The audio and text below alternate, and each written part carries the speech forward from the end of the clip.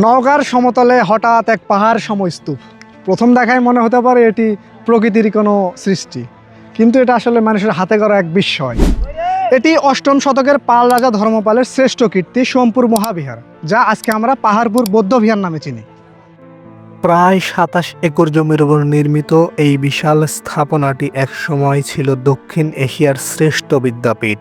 এখানে শুধু বৌদ্ধ ধর্ম নয়, দর্শন আর ব্যাকরণ চর্চা করতে আসতেন সুদূর চীনের পণ্ডিতরা। ভাবুন তো, ১০০০ বছর আগে এই প্রাঙ্গণ হাজারো শিক্ষার্থীর পদচারণায় কতটা মুখর ছিল। এই বিহারের দেয়ালগুলো যেন এক জীবন্ত ক্যানভাস।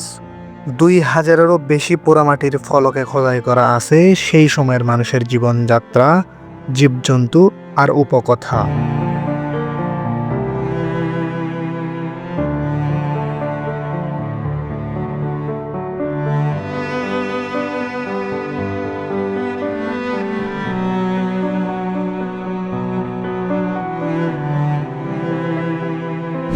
পাহাড়পুর শুধু ইট পাথরের ধ্বংসাবশেষ নয়, এটা আমাদের শিকড়, আমাদের গর্ব।